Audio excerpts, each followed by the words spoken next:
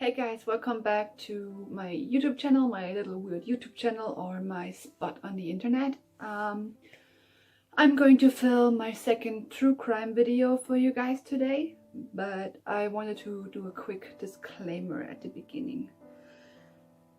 I want to put a quick disclaimer that I'm going to be talking about rather graphic things like dismemberment and sexual assault in this video, so if you're sensitive towards these kind of things, I would suggest you don't watch this video or just be prepared to hear about these kind of things.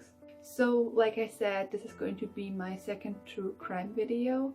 In case I'm looking down, I have notes here, so if you're wondering, this is actually a German case, so it's going to be new for a few people, I'm guessing, since I'm presenting it in English.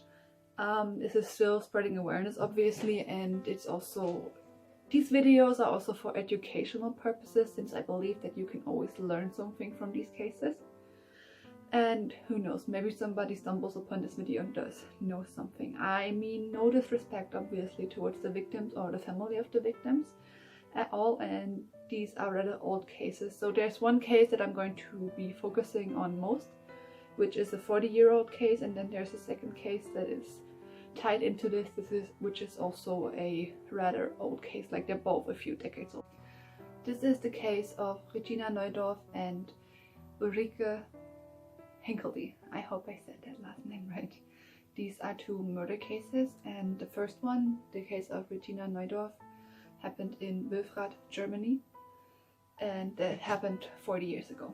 Now, 17-year-old Regina was walking home from a disco in Velbert, Germany, and vanishes. 2 days later, her corpse is found, and this case was later broadcasted on TV. There is a show that shows unsolved cases in Germany, and like they're trying to work with the viewers, and it's called Aktenzeichen XY, and it was shown on this show, and then later again shown on TV in 2017. And in case you're wondering, the actual working police commission on this case is the police commission in Düsseldorf. I looked it up, and apparently it's called Düsseldorf in English, but I'm not sure it's called Düsseldorf. So in any case you have any information, you should contact the police commission in Düsseldorf. I want to mention quickly, before I actually get really into the story, that I couldn't find a lot of information or any information about what kind of people Ulrike and Regina were themselves, but you have to consider that this case is very old, or these cases are very old, and things like that don't seem to be in the forefront of the internet anymore, or got deleted or overwritten. It's a very old case. It's difficult to find these kind of things, but I did try to find them. I couldn't. I bet they're lovely people though. This whole nightmarish story began on the 24th of May 1979 at around 12:30 a.m. 17-year-old Regina leaves a discotheque in Velbert, and that discotheque was back then located on Friedrich Street in Velbert Center and was called Oldtimer. Regina started the 2.6 kilometers or 1.6 mile walk home to Wilfrat, and she was living in Wilfrat in the district of Landersbach. On her walk, she was spotted by multiple people who claimed to have known Regina personally, so we can assume that these witnesses in fact saw Regina. Now, there was actually a point that I was wondering about myself, but Regina was apparently at this discotheque with a friend, but they had gotten into a fight and argued, and this led Regina to decide to walk home by herself instead of leaving and driving home with her friend. Now, she was reportedly last spotted at 1:15 a.m. walking on Flandersbach Road near Velbert. Sadly, Regina never made it home that night and went missing. I couldn't find in my research if the family reported her missing immediately. I would assume they did, but I could not find that anywhere. Tragically, she wasn't missing for long, because 2 days later a man riding his horse stumbled upon Regina's remains on a vacant field between the Velbert districts of Neviges and Langenberg. She had been raped, and her arms and legs were separated from her torso, so she had been dismembered. There was never really the actual cause of death of Regina was never released to the public. I think I read somewhere that there was speculation it was strangulation or suffocation, but it was never openly said by the police. Everything, including Regina's body, was stuffed into 2 trash bags, and police immediately thought the murderer could be a hunter or a butcher, since the cuts that separated her body were professionally executed. The police also found, interestingly enough, traces of animal blood and of sawdust in her wounds, which obviously the animal blood made them think that it could have been a butcher. The only thing that I'm really glad to be able to report about these cases is that the police definitely did everything they could, and they really tried to solve these cases, because reportedly about 300 people working in these fields of hunters and butchers were asked and questioned and looked at in the surrounding areas of Wuppertal, but it was without results. The police do not believe that the field in which Regina was found was the actual location of the murder, considering there's a lack of evidence and a lack of blood there, but it was just a dumping spot.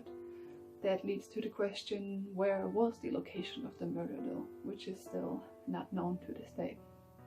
Between her disappearance and her discovery were 2 days. This also made me ask a few questions. Where was she for those 2 days? How long have her remains been in that field? Can we somehow tell how long she's been there? There was also never a time of death openly made public, so that would make me wonder, if we had that information, we would understand if she died that night she disappeared, or if she was kept alive somewhere somehow. I think it could actually do good to release that kind of information.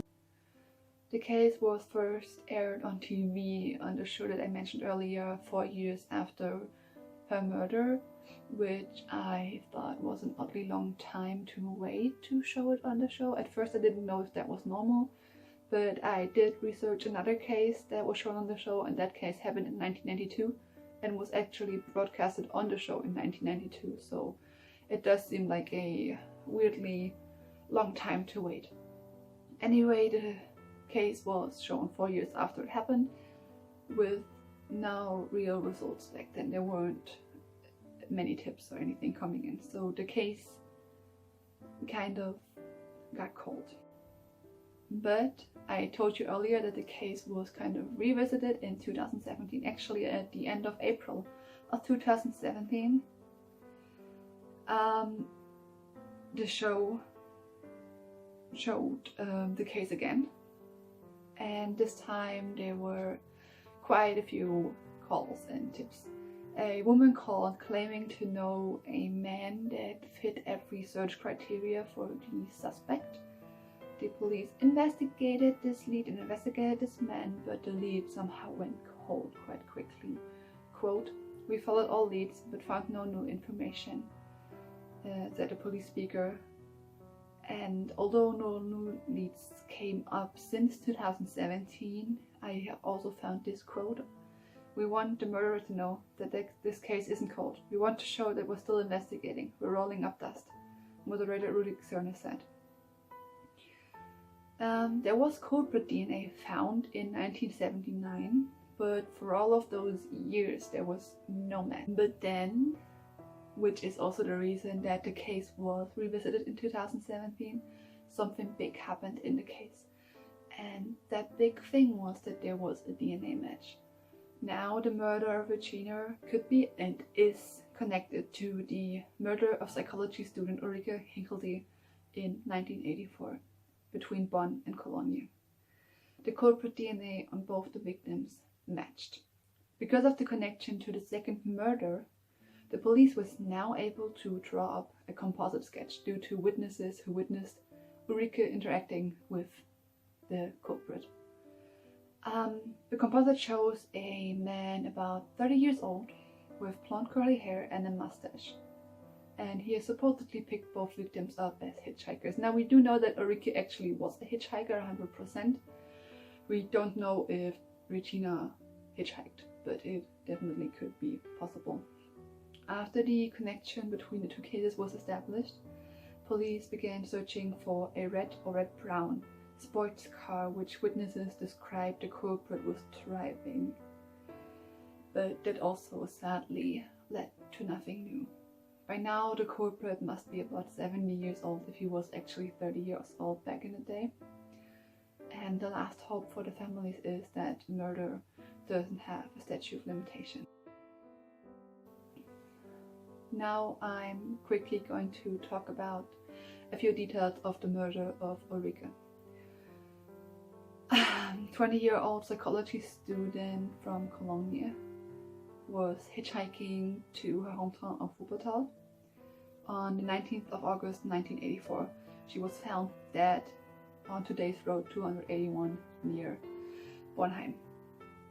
Back then, this case was called the hitchhiker murder in the press, since the trace of the young woman stopped in Cologne where she supposedly got into a sports car. She supposedly got into the sports car driven by a blonde-haired man, and she was trying to get to Wuppertal where her parents lived. She made her way from South Cologne on the 18th to a gas station, and there she was spotted walking between 8:30 p.m. and 8:50 p.m. to catch a ride. Supposedly she was also holding a self-made sign with the letter W on it for Wuppertal. Police searched with posters for witnesses, even more so for other hitchhikers, to give them statements, and they did find some. A cyclist from Wessling found Ulrike's body in the morning of the 19th in some bushes. The cause of death in her case was blunt force trauma to the head. The location she was found in was described as an overgrown edge strip next to a paved road that curved at that spot. In this case of Ulrike's murder, the police believed that the site where her body was found could also be the murder location. And the prosecution offered a reward of €300 for clues to Ulrike's murder. In 2017, during the airing of the show on a Wednesday evening, there were actually over 30 calls concerning Regina's case. Most of them were talking about the described car of the culprit. Some were also pointing out that not just a butcher or hunter would be able to separate body parts that perfectly and precisely, but also a doctor or a person working in the medical field. The woman that I talked about earlier calling in to tell the show that she knew of a man that matched the culprit description. She said that he looked a lot like the composite sketch, and he actually drove a sports car back in 1979 and worked as a butcher. There was no name publicized of whoever this person was. I'm considering, because it wasn't proven that he had anything to do with it, they're protecting his identity, since there's no proof that he was actually involved. But could this be the man that the police are looking for? I was wondering also if the woman could have given any kind of idea on what color the said sports car this man was driving had, but I didn't find that she mentioned that. Now I'm going to go a little bit into the culprit description a little bit more. The culprit was described as a about 30-year-old man back then, so today he would be about 70. He had a slim face, thin curly blonde hair, and a blonde mustache that reached the corners of his mouth. And supposedly at the sighting with Ulrike, I'm guessing, he was wearing a sweatshirt, a red one, and over it a dark sleeveless jacket or vest. He had a car with a Wuppertaler license plate and it looked like a sports car, either red or red-brown or dark orange. And I read somewhere that people were suggesting it could have been a Datsun 260 ZX or 280 ZX. Police assume today that the color of the car could also be a lighter color. Now, if it was actually this car that witnesses and people on the internet assume it could have been, that zones back in the 80s were quite expensive cars. In the reenactment on the show, it is also shown as an automatic car, so I'm not sure where they got that information from, but considering that he seemed to be picking up hitchhikers, it could definitely be that he tried to pick up someone else that refused to gladly, and God, that's good for them. But automatic cars were also not common then. If he was only about 30, he must have had a well-paying job or rich parents, or somehow got a lot of money, considering that those cars seemed to be very uncommon and expensive back in the 80s. And like I said, I wonder if other hitchhikers, since that seemed to be his kind of MO, remember this car, since it seems to be very striking. I also saw discussed online that people were considering his favoritism of the color red, considering he had a red car and a red sweatshirt. I personally think that's kind of far-fetched. I mean, I have a yellow car and I do have a yellow sweatshirt, but that doesn't mean it's my favorite color. I mean, it could be, Now, the parallels between both of these cases is obviously the brutality of the act. These were both rather brutal murders and crimes, and both were young women alone at a time where it was practically, I'm guessing at age 38, 50, it was also dark outside already, so alone in the dark, and they were both maybe looking for a ride. That seemed to be his kind of type, or his MO of victims that he thought of. I also couldn't find information about if the question if Ulrike was also sexually assaulted, but I would assume she was, considering it was the same person who committed this crime, and I would consider the sexual act a motive for his crime, so I would assume that she was, although I cannot exactly tell you that she was because I can't back it up with a source. Now I will go into the theories I found. The first theory is the most obvious one and easiest one, that is that the composite sketch and the driver of the red car is the killer. That would mean though that his DNA isn't in the official database. That could be that maybe he committed earlier crimes and they just weren't tested for DNA, or there was no DNA found. But it seems like at least after the late 90s, where DNA testing was pretty standard, it doesn't appear that he committed more crimes. But maybe he just changed his MO.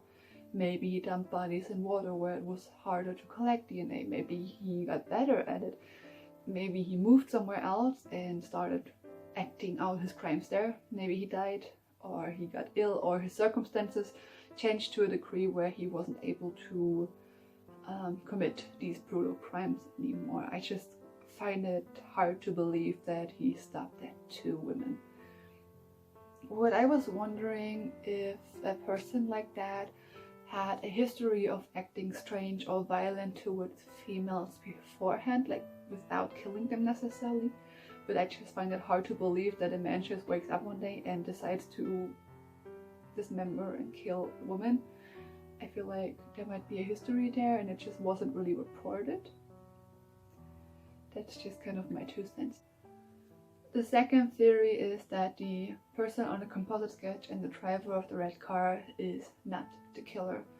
That would go along with the idea that maybe he just picked both girls up and drove them a short distance, let them out, and they met their killer there somehow. Maybe witnesses didn't remember the details all correctly, since there had been quite some time that had passed. But if the sad man on the composite sketch or reported with the car wasn't the killer, why not come forward? I then read in the comment thread that people were talking about maybe the driver of the car wasn't actually the owner of the car. You know, maybe the car was borrowed, stolen, he worked at a car shop or it was a test drive or something. Maybe the actual car owner is protecting someone who used the car around this time, maybe a family member. Maybe they're just scared to come forward, considering that they think if they own the car that people will think they committed these crimes, and they know who was using the car at the time and it wasn't them, and that's why they're not talking, because they're scared that they're going to be blamed for these.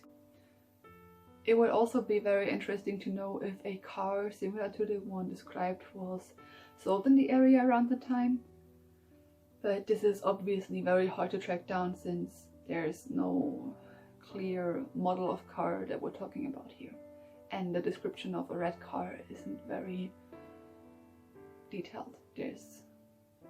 Red cars are pretty common, so tracking down the car is understandably hard. I also somewhere found the theory number 3 that it wasn't the same person, not the same murderer. People were pointing out that one corpse was professionally dismembered and the other one wasn't. The way of killing both women was very different, and that victims of hitchhikers and sexual motives were quite universal, and that a lot of similar cases happened in the 70s and 80s since hitchhiking was very common back then. I think the theory is kind of ridiculous. I mean, there is matching DNA on both victims. I do wonder though where they found the DNA and what kind of DNA it was, like if it was touch DNA, was it a hair, was it a sperm, something. That would definitely be an information that I would be interested in knowing, but I do think that it was the same killer. The 4th theory is that the victim knew the killer, at least in Regina's case. This theory goes into the line that they think that Regina maybe knew the killer, even just briefly. Regina was on her way home from a club, 17 in the dark, it was probably cold. The killer stops and offers her a ride. She agrees since she knows the person, because otherwise she would have hitchhiked. Or if she was forced into the car, I feel like there would have been a struggle, and since people reported seeing her, I feel like somebody would have noticed. Maybe the culprit was even at the same disco as Regina was that evening and followed her or stumbled upon her again later. But what then? He assaults and rapes her and kills her? We don't know the actual cause of death, so this is hard to talk about since we don't really know what actually happened to her. But if we say like strangulation or something, the murder could have happened inside the car, but the dismemberment of the body surely couldn't. So why would he dismember her if he already had her in his car and he could have just dumped? Which leads me to think that the dismemberment probably was more out of practical reasons than sexually or anything like that motivated, because the assault happened before her death. Most likely he did not attack her in the car. That's just really messy, and it doesn't seem like that to me. He must have brought her somewhere else first, like home or to a shed or somewhere where he knew he could be alone with her. That most likely means that the culprit was living alone at the time, or that the place he was living in was big enough so he could get her in and out without people noticing anything. The dismemberment probably happened to help him transport the body easier, and he probably lived in a neighborhood somehow where people would see him go outside and do things, so he figured it would be more safe to dismember her and put her in trash bags and carry her out. And the act of the dismemberment must have happened either when nobody lived in the bathtub, or he was prepared for doing something like that and had covered things in plastic, although I don't really believe that, but otherwise there would have been too much blood, it would have been too messy. But then I kind of had the thought that isn't there a point where a body has been dead long enough that there is no real blood flow anymore and there isn't going to be a lot of blood? So I did a little bit of research. He could have waited long enough after her death to minimize the amount of blood. Livor mortis starts about 20 to 30 minutes after somebody dies. It is noticeable after 2 hours, and it increases in patches in the next 3 to 6 hours, and the maximum lividity occurs between 8 to 12 hours, and blood pools into the interstitial tissues of the body then. So there wouldn't be a lot of blood flow anymore if he dismembered her then. And considering that she was missing for 2 days, he definitely would have had enough time to wait if he had her for those 2 days. He was probably a single man since he took her home, or if he had a family, the family certainly wasn't there at the moment, I would guess. She was probably upset and vulnerable and might have agreed to take in a ride. Maybe he even convinced her to drink something with him if he was very charming, and he tried to make an advance on her and she denied him, so he got angry and attacked her. And then he killed her to cover it up. Since the police focused on a butcher, maybe they overlooked him, since he might have not been a butcher after all whatsoever. But he did seem to have some anatomical knowledge to be able to so cleanly dismember somebody. But that could be obviously through his job, but it doesn't have to be a butcher. But it could also, I don't know, could it be that he was just interested in this stuff and knew it because of that? Maybe it wasn't the first time he'd done it. I just think dismembering somebody the first time you killed someone is a quite radical move, and I feel like, I don't know, I feel like that's a bit rushed and hard. And the last theory I have is one that I don't have another source for, but I still thought it sounded interesting. But please take this brothers, what I call the theory, with a grain of salt. There are no names of these brothers, so there are no other reports, so I can't actually confirm that these people even existed or exist. But these comments talked about 2 brothers behaving strangely around the time of the murder. One of these brothers back then was still a teenager, so he didn't have a driver's license, but he was still driving his older brother's car. And he after that seemed to have big issues with receiving his license after all.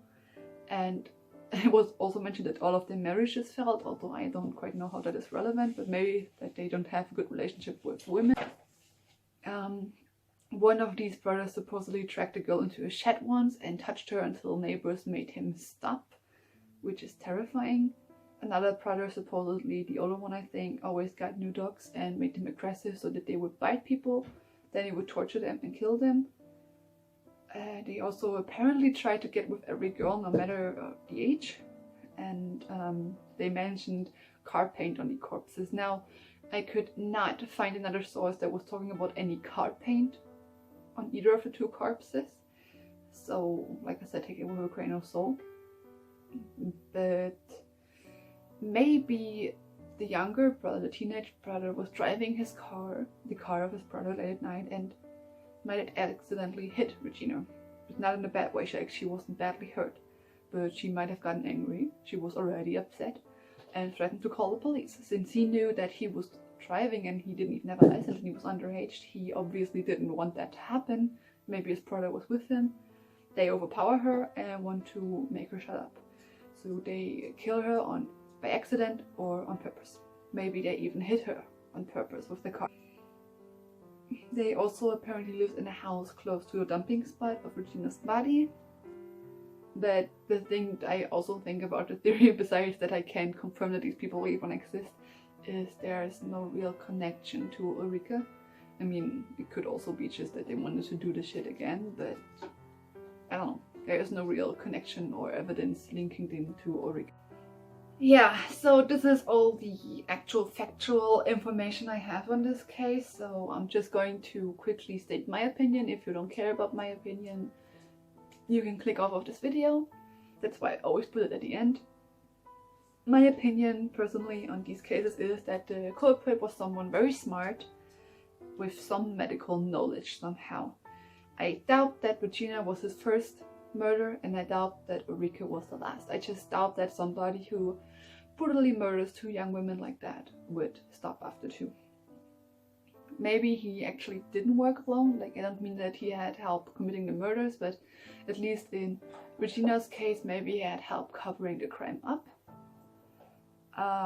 He probably has attacked women before. Like I said, he probably has a history of behaving weirdly towards women, like maybe a rapist, sexual assault, or domestic abuse, something like that. I kind of imagine that he might actually have that, definitely. He probably also got rid of the car at the end. Maybe he repainted it and sold it, or he put it in a junkyard, or somehow the car disappeared, because as far as I know there was never a car found. And the crimes definitely seem like crimes of opportunity to me. Like, at least the victims were random. I don't think he actually sought out Regina or Ulrike on purpose. I think they were just sadly at the wrong spot at the wrong moment. I do believe that the person on the composite sketch and driving the red car is the murderer, so I believe the first theory the most, but we sadly still don't know who that man is. And now, before I leave, I just wanted to say a few words. Hitchhiking is very dangerous, and I am thankful that it isn't as much a thing anymore as it was back then. But you never know whose car you're going to get into. Please stay safe with that. This is very dangerous. And about Regina's case, people or friends get into fights. That happens. It happens a lot. It happened to me before. And it's even more upsetting if it happens when you're out with someone at night in a club or at a party. And even if you fight, please do me a favor. If anything, don't let your friends walk alone at night or go home alone, or don't leave a friend behind. I've seen and heard about so many crime cases where young people were partying and someone gets left behind and something bad happens to them. I know that Regina's friend obviously also probably did not expect this to happen. We don't expect that to happen. Usually people do not expect the worst to happen. But we need to look out for each other. So if you're out with your friends, please don't ever leave them behind or let them go home alone. Look out for your friends and keep each other safe. And now you will stay safe too, and have a good night. Thank you. Bye.